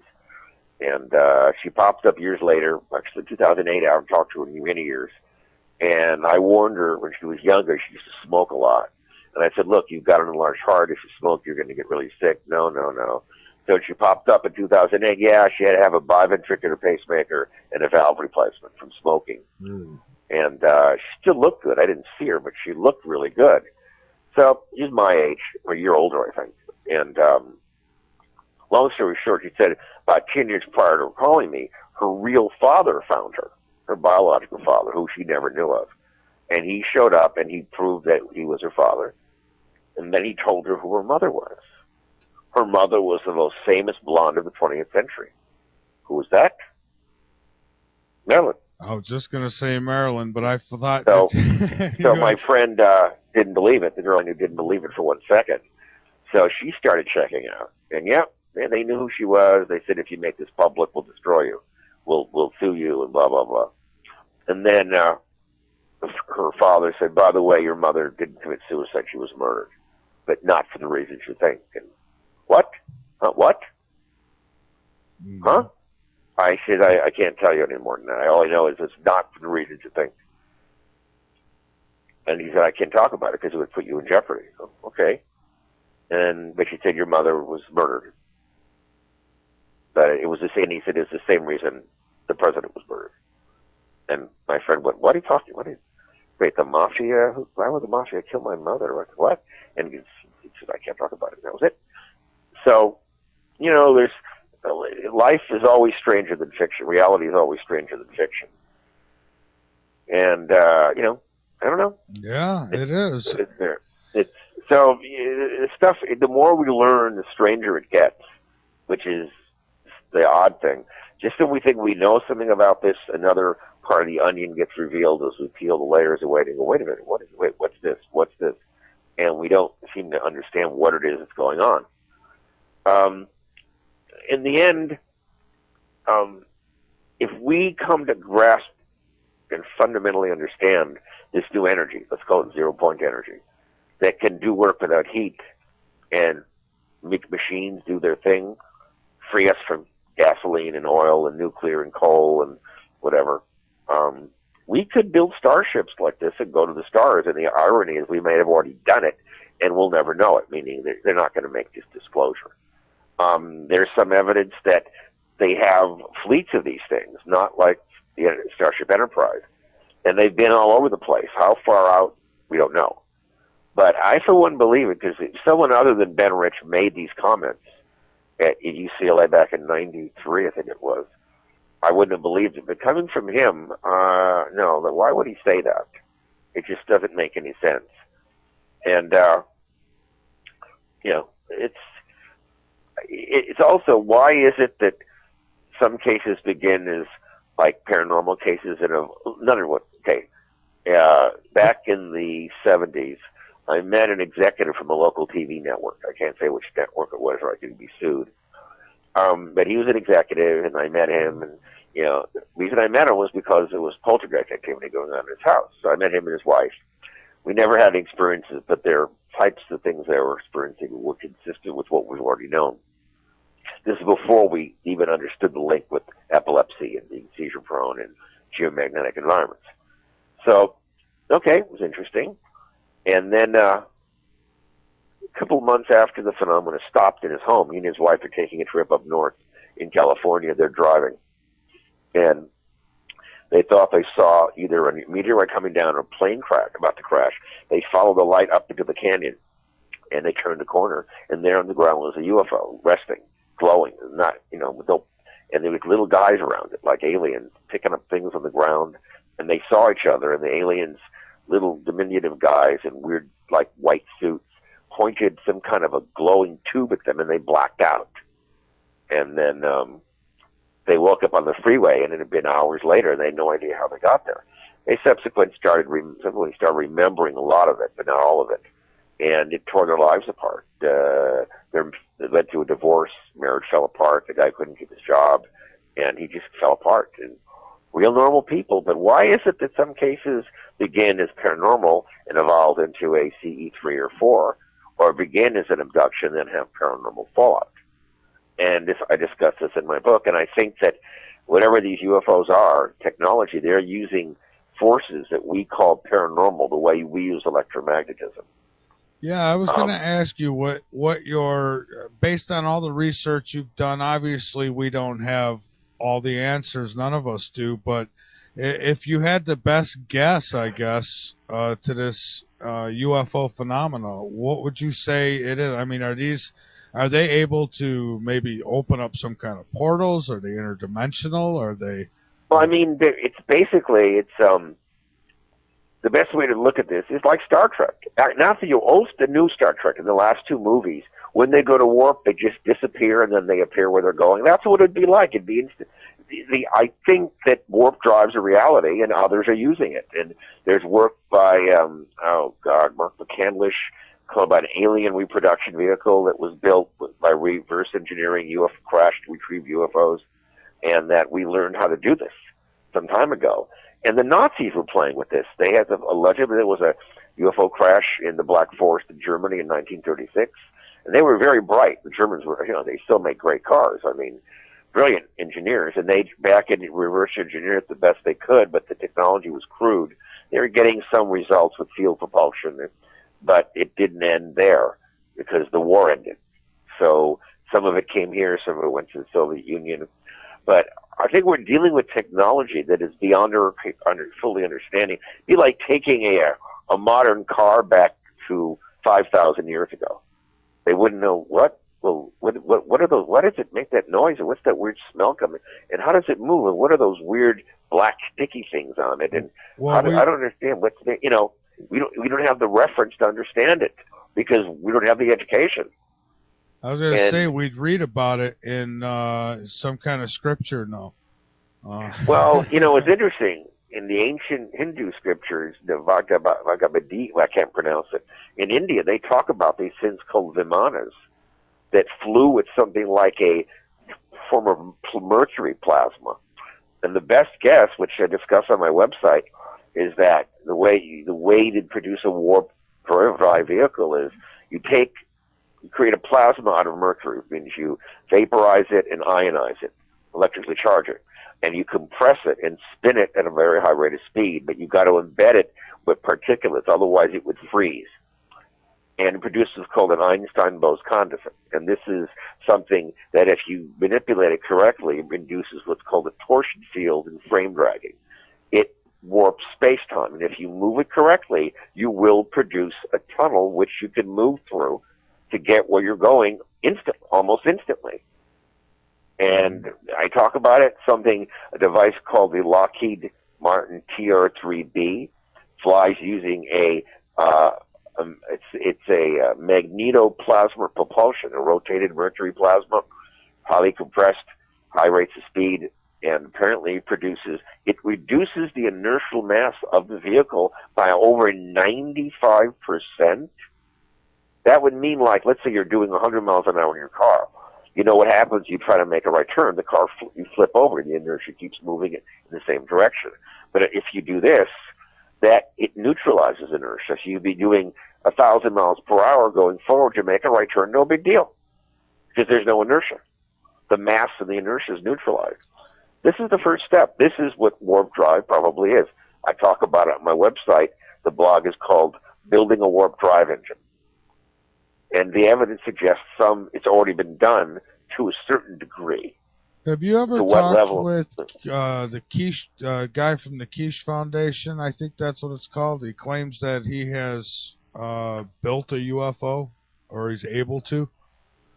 Well, theoretically, if you have enough money, I could do it. But you're talking about a lot of money. If anyone's done it, if someone really did this on their own, I suspect that the people that are controlling the technology would stop them. Well, he's from Iran. What I understand. Okay, that guy. Yeah. Okay, I remember. I read some of his stuff. It sounded like a lot of hyperbole to me. I wasn't impressed by what I read. It was somewhat self-contradicting. I wasn't that impressed with it at all. There were parts of what he said that did make sense, and he's trying to recreate his own physics. Yeah, I wasn't impressed. There's all kinds of disinformation out there. Oh, I know it. Believe me, I preach to my listeners about it every night. You know, they come at me with some wild stuff, and it's like, well, did you even bother to look to see where the source of this information comes from? Yeah. See, here's the biggest problem with all this, whether you're dealing with the paranormal, ufology, whatever, new types of energy.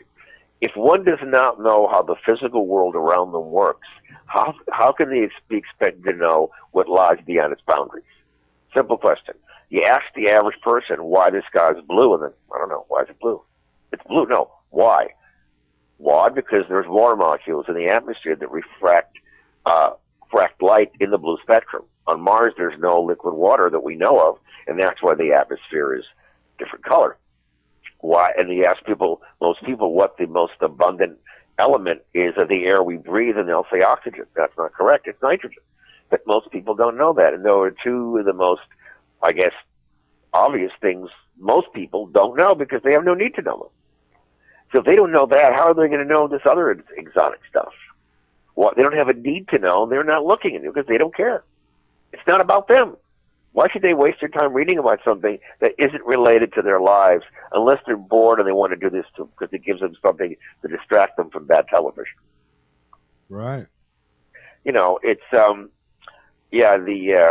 bottom line with some of the UFOs, that some of the technology, some of what people are seeing are ours. Others aren't.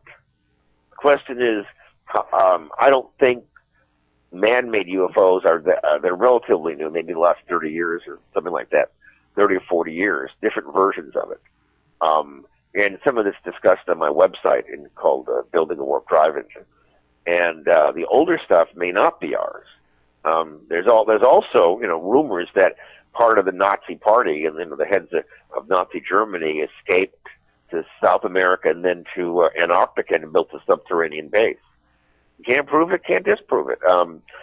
However, I do believe that Hitler didn't commit suicide in Germany. I think he did escape. It was taken to not Paraguay or Uruguay, Venezuela, or one of those countries in South America by a sub. He was out of Berlin long before the Allies came in there and tore it apart, and lived and died there. And what's weird, I don't know how many people know this to show you the insanity of the society we live in. World War II was not as simple as people thought it was. There were big political families in this country that were supporting Nazi Germany and Adolf Hitler. The Bushes were. The Kennedys were. The Rockefellers were. Why? Because he was killing Jews. It's a good thing. That's why we never bombed the camps. We wouldn't attack the camps. We knew what they were. We weren't. Well, as long as he's killing Jews, that's a good thing. So we don't care. And then when he started just wanting to kill the rest of Europe, well, that's not a good thing. So we had to go fight. Well, But sure, the winners write history. I mean, and okay, this is odd. Then you discovered that Winston Churchill was part owner of a munitions factory that sold munitions to Germany. What? Wait, I don't get this. Wait, I don't. And they sold their engines, some of their early jet turbines to Germany? What? Wait, and Germany had the ME-262 and the ME, what was it, the jet, the Comet. I always forget the number. 262 and the 162 or 3, whatever it was. We were basically, what we're learning is that all our wars they're staged, they're engineered. These things don't happen by accident. The hell with people. Kill millions, who cares? Kill them by the millions. The leaders don't die. Oh, that's right. The people do. It's a big video game for them. It's right. an agenda. Well, it's a big business. We lived in a war-based, at the beginning of the JFK, which is one of my favorite films, we hear Eisenhower giving a talk to the public just after Kennedy was elected, before he was inaugurated, warning about the military-industrial complex. He had no idea to where that was going to go, how big it got. Yeah. And, the whole thing is weird. It is. I mean, the reality, when I think of the movie The Matrix, and it's, wow. I mean, think about it. At the end of World War II, before we nuked Japan, we were going to invade it. And many more millions of people would have died, both on our end and their end.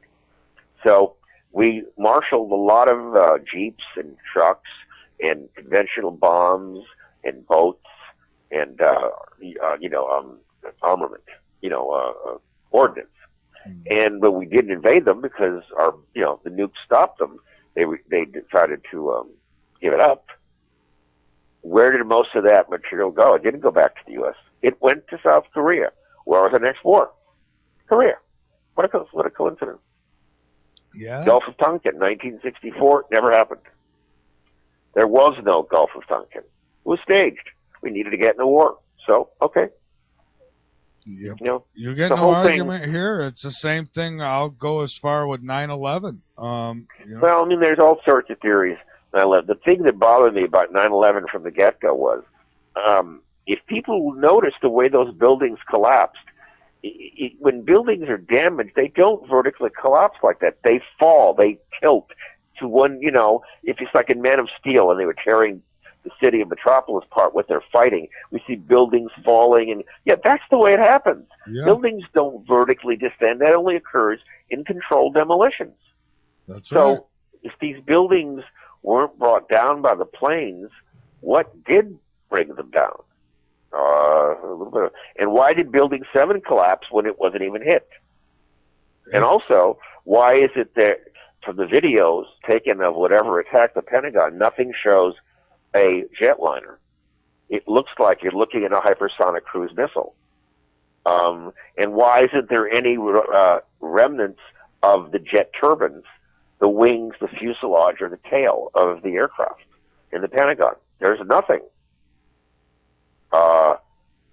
And why the one that crashed in Pennsylvania? Why there's no wreckage available? In even the worst normal plane crashes, there's a remnant. These things are big objects, and unless you're vaporizing them with some kind of a science fiction weapon, there's residual material. And why aren't they there? And this is what bothers me. And the evidence suggests the thing in Pennsylvania was shot down by F-16s, not brought down. Oh, I know. It's a lot of, there's too many problems. There's just that the vertical, I don't know what to believe. All I know is when I watched those videos, everyone else did many, many times, controlled demolitions are vertical unless something weird happens, and they look like controlled demolition. And also in the residuals, they found evidence of thermite. What is thermite doing in buildings? Thermite is used in war. Why? It burns extremely hot, will vaporize things. Why is that in the debris of fallen buildings? Yeah. And then the debris these like fields of dust and dirt, as they were expanding from the side of the building, whatever they hit was disintegrating. The material was vaporizing as if it become ionized, like it became a plasma. There's too many problems. There's just, it's not as simple as we think it is. Again, it's like the Kennedy assassination, the final headshot. I remember in 1974-5, CBS did a special on the assassination, watching it at my girlfriend's house. So, watching it, and they're showing a supposed detailed analysis of the Zapruder film. Okay, I'm watching it, and I'm going, what? Wait, it just looks like they had to go into the back, but it's going forward. And then it shows who did the analysis. You know who did the analysis of that film? The ITEC Corporation. You know who owns the ITEC Corporation? The Central Intelligence Agency. They're an asset company of the CIA. What? I knew the ITEC. I've dealt with them. What is this? But most people don't know what that is, so they don't pay attention to it. So it's like asking a fox to guard the henhouse. So basically, then you would agree that everything that everybody's perspective of reality is pretty much it's not real. I mean, right. when it comes to the government, okay, there's a great line from an old Star Trek episode called "I Mud," and I forgot who said this to who. It was a Kirk or Spock said this to this robot. They said, everything I'm telling you is a lie, and I'm lying to you now. That is the best way to deal with anything the government says. With Roswell, first it was a weather balloon. No, not weather balloon. Now it's a mogul balloon for hoisting up things to do a covert surveillance over the Soviet Union. Okay, what about the bodies? The bodies were crash dummies. But that was a decade later. No, people, they didn't remember what year or decade it was. They thought it was the 40s. It was really the 50s. What? So what lie are we supposed to believe? Yeah. Now, there's several ways disinformation works. One way is you have a really big lie surrounded by a lot of truths. And when the truths are proven to be correct, well, I guess the lie in the middle must be true too. Then the other way is you have a truth surrounded by a lot of lies. When the lies are proven to be falsehoods, the truth is dragged down with them. And this is some of the ways disinformation works. And it's very effective because, again, it works good against people who are uneducated and don't have any experience in this area. And, our own government has done open-air biological warfare testing on its own population at least 3 to 4 times that I'm aware of. Not even dealing with, injecting people with plutonium to see the full effects. And, just terrible things. You got to wonder who they're taking their orders from, Well, it seems like we're guinea pigs. But think about this. Let's say, just for the sake of discussion, that there was a liaison made between an initial estimate from NATO in the 60s was there were at least 16 different alien races visiting the Earth. That was from the supreme headquarters of Allied powers, Europe, NATO. They kept it quiet. And apparently there has been contact, supposedly Eisenhower and Kennedy and whatever, maybe who knows who else. But another president, of course, Bush, the first Bush, because he had been the head of the CIA, so he was already in that mix. But the thing of it is, they say you keep your friends close, you keep your enemies closer. These people are good at doing what they're doing, of controlling information.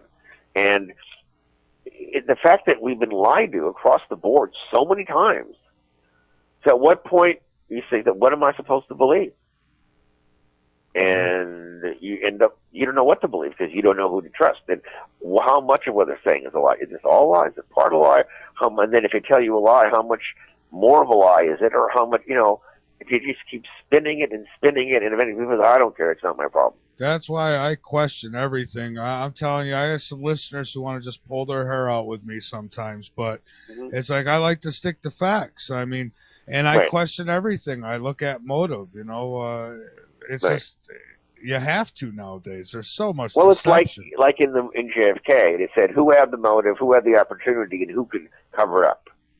So while we may have the government may have hired, mafia people to do it with rifles, assassins.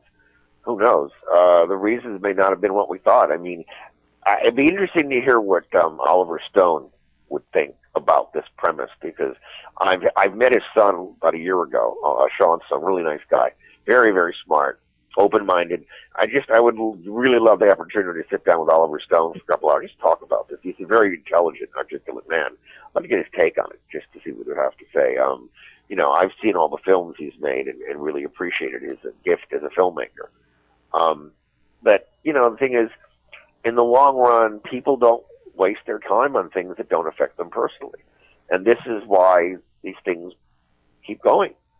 That's because very true. They're too consumed. People, they don't want to have, let's say we worked for the government and you had exposure to this stuff with UFOs and this tremendous technology, and you signed national security oaths. And you know that if you disclose this, you go to jail and your life will be over, and you know it, and your family, everything will suffer. Would you throw your life of yourself and your family away for this? No. What kind of a lunatic would do that? In the end, what's the point? And why do it? That's why I wouldn't even put my signature on something like that, because I wouldn't want to be bound like that. It would just yeah. No, I worked for the government during the 70s, and I did sign those, but that's why I won't discuss stuff work I did, because I can't. Right. And I did have one problem back in the good old UCLA days. There was an article, I was interviewed by the UCLA Daily Bruin, and I think it was like 75 or 4 or 5, I forget. I was in there at least 4 or 5 times. One of the times was about DARPA, Defense Advanced Research Project Agency, the CIA, what we were doing, and there were numerous factual errors in the article. So it was published. I got a very angry, bitter call from the company. And they said, look, we don't want this out there. Get a retraction, or we're going to make your life hell. Okay, so there were sufficient errors where I wrote a response, and they did print a retraction. That was the end of it. Now, what's ironic, if you go to my website and read the blog called Legacy's End, that's all about the lab and what we did, why it ended, how it ended. And the lengths to which UCLA has gone to dissociate itself from what we were doing is extraordinary. They claim that there was never a lab. They claim the UCLA Bruin, its files don't go back that far. And I know they do, because I know people who have worked there. No, we don't keep record. The UCLA Monthly, I was in the Daily Bruin 3, maybe 4 times, maybe even 5, but at least 3 or 4. I was in the UCLA Monthly once. I was on the cover that showed pictures of us in the lab. Well, if I wasn't in the lab, where did they take the pictures? Oh, we don't have records going back that far. Okay. And then we taught an extension, Dr. Moss, myself, and others, Parapsychology 7456, and 3/4 out of 4 in Moore Hall 100. And it was probably one of the largest lecture halls, other than the main auditorium in the middle of the campus. It was, wall-to-wall people every quarter, every year. And extension goes, we don't keep records going back that far. And, in the end, I don't blame them, because they deal with endowments. They're in financial trouble. And if people think they're nuts because they condone this sort of work, given all the crap that's on TV today, no one did give them a penny. So I understand where they're coming from. Why should they be embarrassed by allowing this to happen? Right. And so as far as they're concerned, we didn't exist. And I fully understand where they're coming from. I would probably be of the same mind if I were in their position. We're going to ruin the future because we let this stuff go on here 4 decades ago? No. Forget it. Yep, it's what's in their best interest. Yeah, when I applied for grants with the National Institute of Mental Health, the National Science Foundation, and other government things, they were not for the ghost hunting. This is the lab work. They were actually very open to what I proposed. And so the problem was the UCLA nor the medical center, the Neuropsychiatric Institute, back in those days, now it's the Semel Institute, they would not put the name on the grant app. They wouldn't touch it. So we never got it. We lost the lab due to lack of funding. We're damned if we do, we damned if we don't. They were already having enough problems with psychosurgery, orbital undercutting, and McAllister shit that occurred long before I was there. And yeah, I mean, I don't blame them. They've got that. They have to look after their own well-being. We're not going to do that. But it's, you know, people say, well, they claim that they never heard of you guys. I go, yeah, okay. So why do we have these articles in Daily Brew? You published them yourself. Oh, what about this? INLA. They came to the lab in '76, I believe, and they did a thing called Ghost Hunters. My colleague and I were in, and it was nominated for an Emmy because I brought them to a holography laboratory I was working with at the time. And we showed what ghosts very likely are, at least optically. And it was so unique that they were nominated for an Emmy, but we didn't win because another episode won on a much more relevant and important topic. Okay, well, the UCLA didn't like that. Then I was on Psychic Wonders of Christine Lund for a week straight, doing my medical intuitive diagnoses of their staff on camera, and it worked. Okay, so they didn't like that. Then I made the front page of the LA Times U section on June 11th of 1976 about a case in Hollywood called the Hollymont case. And that's when they lost it. That was the straw that broke the camel's back. That's it. This has got to end. But, you know, UCLA says, well, it doesn't prove there was a lab. It means that these people said there was a lab. See, when they respond like that, they pretty much give themselves away. Well, I mean, remember, everyone that we knew are either dead or they're long gone. The head of the psychology department was in the article. Right. And, no, they're just friends. They have nothing to do with it. You know, but, I mean, I don't blame the UCLA for doing this because it's in their best interest to keep doing the same thing. They're not going to throw away. In fact, that Donald Sterling, he supposedly made a grant to UCLA, which they've now reneged on. They don't want anything to do with them. But the whole thing is, when they live on endowments and they're losing money because the state's broke and the federal government's broke and because all the politicians are taking the money and using it for themselves, you know, it's a joke. So I guess if I was running the show there, I'd say, yeah, keep doing this. People think we're nuts. Look at the crap on TV. We condone this garbage? No, they condoned serious scientific research. What's on TV now is crap. That's right. And, Doctor, we've got about 10 minutes to go here, and I want to give you an opportunity to get out any information that you'd like, any appearances you've got coming up, or where to get your books, anything. I'm trying to think. The only thing I talk about my book, Aliens Above, Ghosts Below, Explorations of the Unknown, at Amazon.com, BarnesandNoble.com, or at www.cosmicpantheon.com. And my website, BarryTaff.net. Other than that, like I said, hopefully within less than a year, my graphic novel will be out, one of which will be on the Entity case. And this will be the first time the public will actually see what really happened. It will be depicted in the graphic novel, not what the novel spoke about originally, and not what the 1983 movie depicted. I mean, I liked Frank's writing, but I didn't like the way the director rewrote it, nor did I thought Barbara Hershey did an incredible job, an exemplary performance, as did Ron Silver. And other than that, I'm not, no lectures coming up that I'm aware of, you know, because I'm not on any one of the shows on a regular basis. I don't get called to do these conventions or presentations. One group wanted me to lecture in New Orleans, and I said, well, you have to pay for my travel and accommodations plus an honorarium, and they never got back to me. So that was the end of it. They figured I want to go there to promote myself and spend my own money.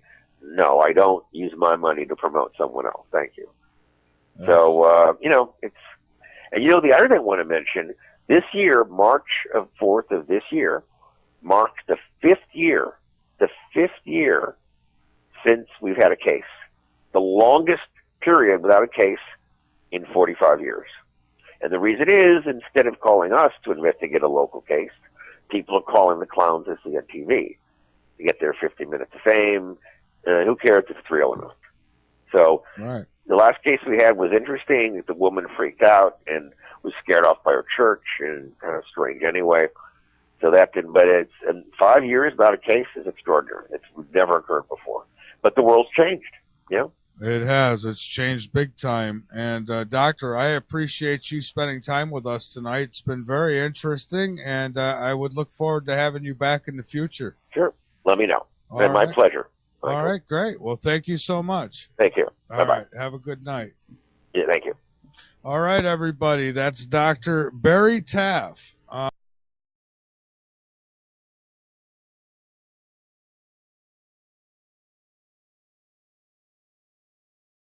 Particularly early on by individuals from the Defense Department and the Office of Naval Intelligence and Office of Naval Research and DARPA and the CIA and a whole slew of groups. And it worked. I mean, I discussed it. And in fact, when they first came, they were dressed in civvies. They were dressed in like anyone else. We didn't even know who they were. And the information we were able to generate through that mechanism we were doing was so state specific and accurate that they freaked out because, unbeknownst to us, the target was SLBMs, the boomers, nuclear missile subs. This was the early 70s. And we accurately described a lot of the details for the Trident sub and the D5 missile that was in development. And they freaked out to the point where they demanded that we surrender the audio tapes we made, which of course we did. And then they became interested in what we were doing, but UCLA would not get formally involved with the intelligence community or the Defense Department because of political problems. You already had enough going on. They didn't need that. So the work we would have done moved up to SRI in Menlo Park, California. And the things we learned during these sessions were quite extraordinary. Our beliefs were kind of, put it this way, if I went back in time now, 45 years ago, and I told myself then what we know now about a lot of these things, my young self would go, "You're nuts. What are you talking about?" Yeah. It's amazing. The consistency, the continuity of some of the data we were generating in the groups. And this is discussed in my book and on my website. And the bottom line with all this, our understanding of this phenomena is way different than we ever thought it would be. It's sort of like keep thinking of ESP as like a biological radio. You send out a wave and someone receives it. No. That's old world linear thinking. The best way to describe it is, okay, if you take a normal picture, you cut it in little pieces, of like an 8 by 10 of someone's face, you get little pieces of it. With a hologram, you cut it in little pieces. Each piece will recreate the whole, albeit with lower resolution because the aperture is smaller. Part of our brains may work like this. Consciousness may work like this. Part of space-time may work like this. And the evidence strongly suggests that if we're dealing with the paranormal, especially at an informational level, this is what may be going on. In other words, if you're in Alaska and I'm here in Los Angeles and we want to tap into where there's no wave or particle, the idea is that all information from all space and time is equally distributed throughout all space and time, like a hologram. The same way that each small piece of the whole can recreate the whole. Mm-hmm. Each little part of space-time has all the information of space-time, meaning the past information still exists. If part of the future's information very likely already exists. And information from a distance, it's all the same. And what we call it depends on where you call my mom, and my mom said, "Yeah, Barry can do that." And he said, "If I ever catch you doing this again in the school, I'll throw you out of the school and have you arrested." So I didn't do that. I had other experiences like that when I was young, but I never discussed them with other people. I just kept my mouth shut, especially in a school environment. It's a little too dangerous. Wow. And then so I was growing up with all these things happening to me. Why me? Why not my family? Why not my friends? What's so big different about me? So I read of a woman who was working at UCLA. She was a clinical psychologist by the name of Dr. Thelma Moss. And I wrote her. This is in the late 60s, 68. She never responded. I called her. She never responded. I forget it. So finally, I met one of her research assistants when I was in college, and upper division college. And so that I got to meet Dr. Moss at her house initially. And she lived very close to me in Beverly Hills. And as I sat down, and she just said, "Here," she threw me her keys. and I was holding her keys to, psychometry, and I described different things, and then I said, I see a fat blonde woman with blue eyes screaming, really loud mouth, really obnoxious lady named Shelley. And turns out Dr. Moss's best friend was Shelley Winters. and it was a very accurate, if not unflattering, description of her. So that's how it started. So then Thelma was convinced I could do things, so she tested me as a psychic, and at UCLA. It was published in a medical journal years later. Her and her associates found it very hard to publish the article because it was a little too weird to be true. I mean, it's a lengthy article in a medical journal, and it was interesting, but the information I was able to access was very state-specific and precise. But more so than that, my medical intuitive ability was being demonstrated there as well. This was, I was 20 years old. And so, I started working in the lab as a volunteer research assistant when I was in college. And then when I went into graduate school, I just kept working there. And the rest is history. So everyone sort of did their own thing. When Dr. Moss started out doing work in ESP and hypnosis and haunted houses,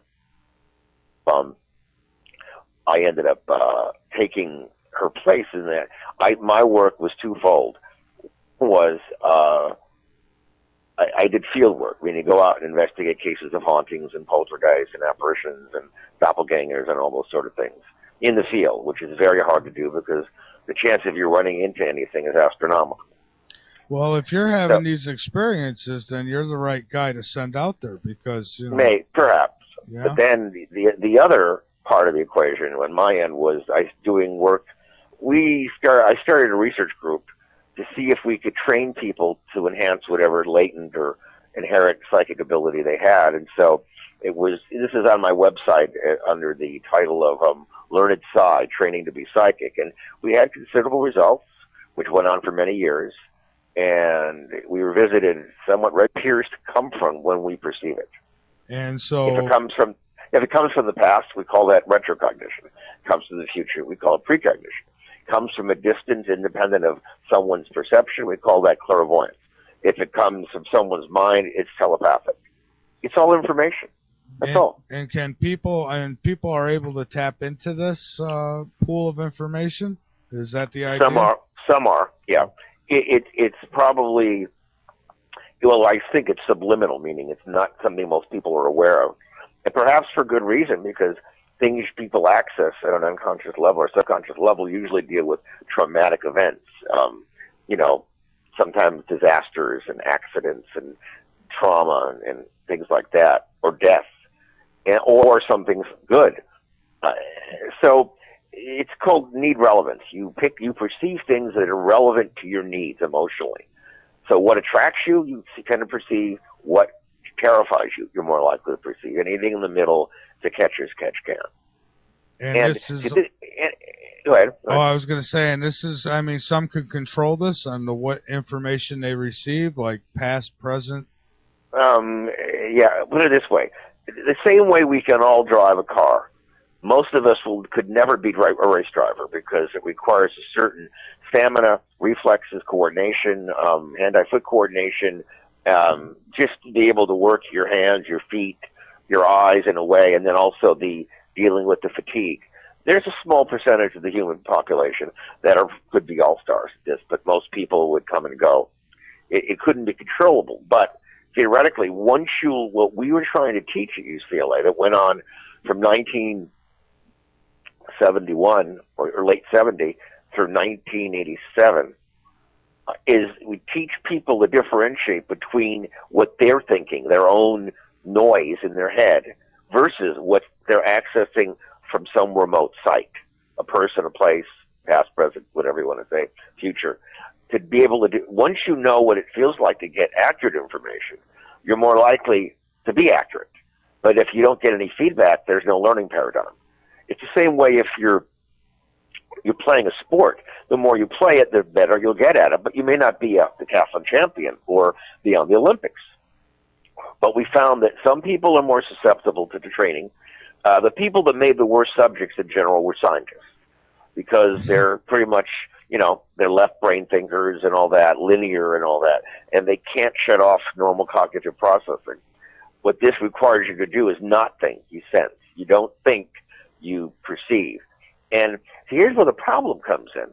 If this model, which I believe is correct, that means that we have no more control over our future we have over our past, which means we're living in a predestined or predetermined reality. And if that's true, then what's the point of it all? And see, I think in the end, when we finally come to grips with what this all is, it all begins to make sense to us, and the science backs it up. We're going to go like, wait a minute, we don't like this.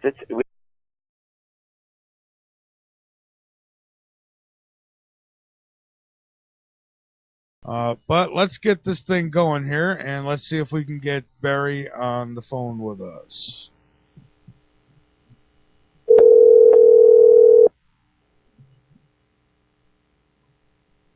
Hello?